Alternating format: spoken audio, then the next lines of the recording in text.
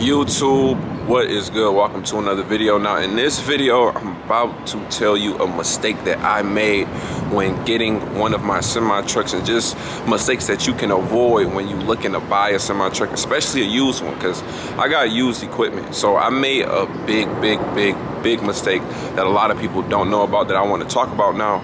So before we get into this video, man, smash the like button for the YouTube algorithm. Also drop a comment. Do you have a truck? What type of mistakes have you made, and what type of directions are you thinking about taking, etc. And lastly, man, subscribe and hit the bell so you can get notified every time I drop a video. Now let's get right into it, man.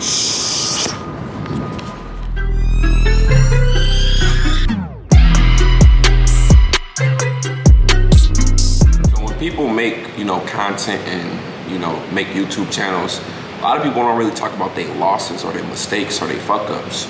But what I want to do on my channel is just make it authentic, and I want to just tell some of the losses that I took, some of the mistakes that I made, because people see me, and some people are confused sometimes. Like it just seems like he's winning, it seems like he's getting these lows, and it just seems like everything is good.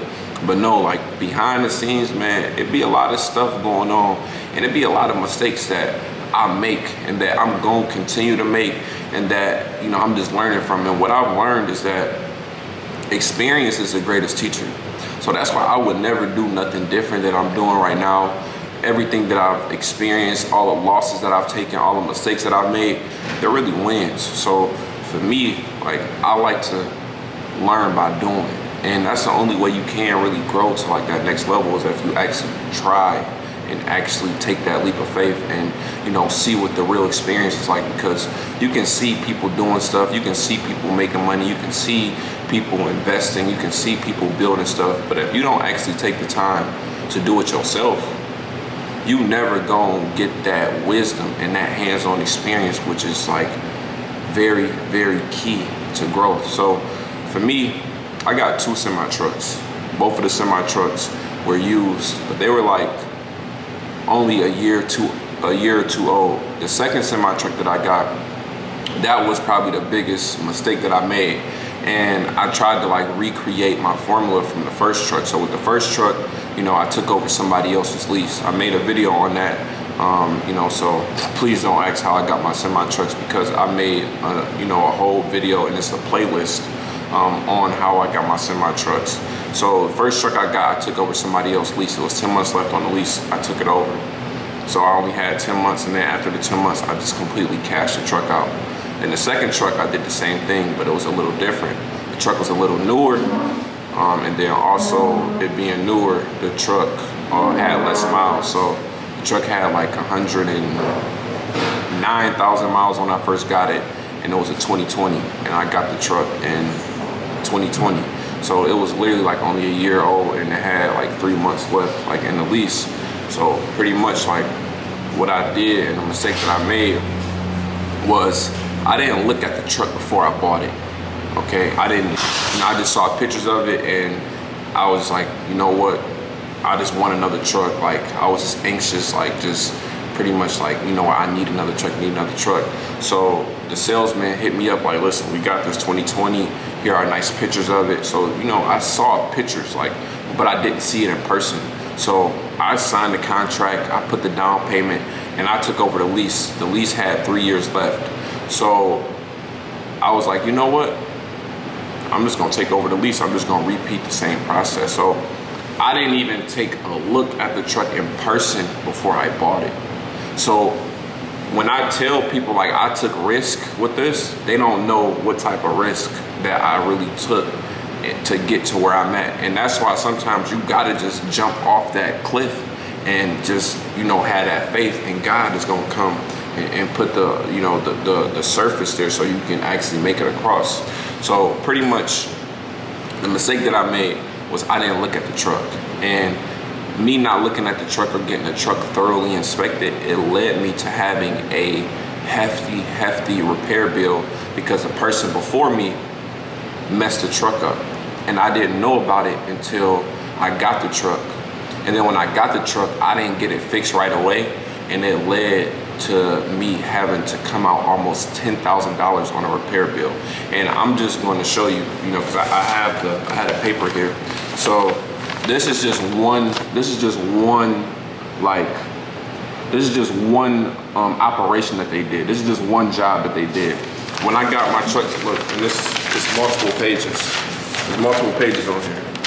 So when I tell people like, man, it's not always good, this is what I mean. Because this one mistake right here led to a, let's see if you can see that.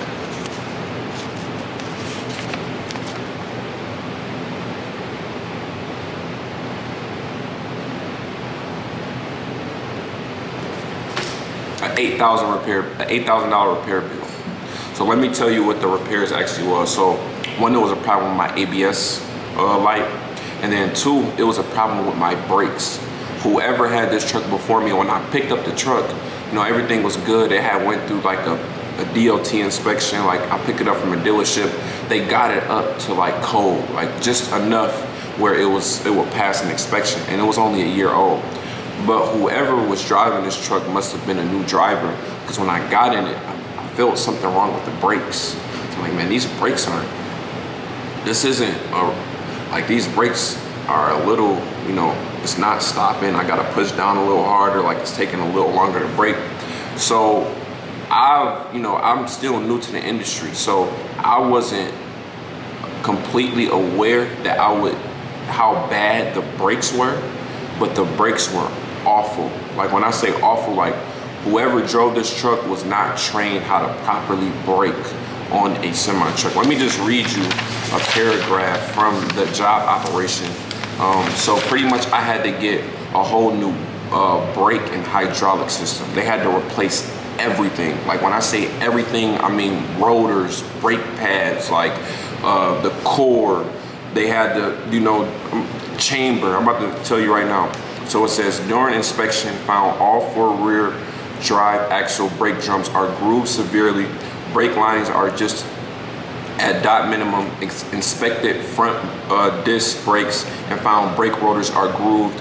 Recommend all around removed and replaced front steer brakes and rotors, rebuilt and replaced steer axle caliper, removed and replaced front and rear axle brake shoes, drums, adjusted brakes, and test drove to verify all repairs. So I pretty much had to get a complete new brake set all the way down to the bottom, because whoever got this truck or whoever was driving this truck did not know how to drive. And then I was kind of unaware of how bad the brakes were, so I was driving on bad brakes or brakes that should have been replaced sooner. So me putting a couple months wear and tear on the brakes maybe, you know, increase this repair bill, because some of these things may not have had to get fixed had I got it fixed as soon as I got it, or if I would have got these brakes inspected before I even signed the lease for the truck, then I wouldn't have, you know, oh,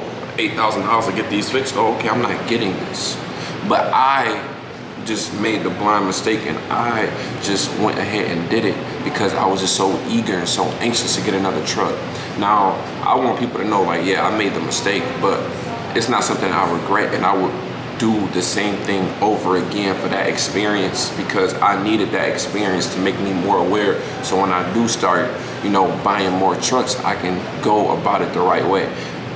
From now on, I won't go buy a truck without test driving it, going and get it inspected, taking somebody with me to be a second, a third and fourth eye to be a second, person with vision on the truck. So I was just new, and I'm just eager, and I'm just anxious. Like, you know what? Let me, I got one already. Let me try to do it again. So with used equipment, you have to understand that it's gonna be something on that truck that the person before you fucked up that you're gonna have to pay for. So, I'm thinking, 2020, only 100,000 miles, cool. Like, nothing wrong with the engine, nothing wrong with, the transmission or nothing like that. But these brakes, God awful. And it led me to coming out of a lot of money. So what I want people to know is, like, don't always be in a rush to go get some equipment. Some equipment may look good from the outside, like this truck look, the pictures were clean, you know, it looked good, you know, but I started driving, I'm like, hold on, these brakes is kind of, whoa. And this wasn't even the only thing that I got done. So I got oil change, I got a service, you know, something was wrong with the ABS light, you know, like, you know, some other things. So it was just like, man, when I saw this bill, I'm like, fuck, this is a hefty bill. So this one mistake, not going to look at the truck and getting inspected, led me to, you know, coming out at $8,000. I took a loss, but, you know, I don't see losses as losses. I see losses as wins because I got the, you know, the wisdom from it. And, you know, I fucked up, but it's cool. Like, I need this so I can share my experience with people and they don't make the same mistakes as me and did, so I don't make the same mistakes. If you made it to the end of this video, man, smash the like button. Also, you know, drop a comment, give me some, you know, give me some of your experiences, some of your mistakes, some of the, you know, just drop something in the comments below. And then lastly, man, subscribe and hit the bell so you can get notified every time I drop a video. I'll see you on the next one, man.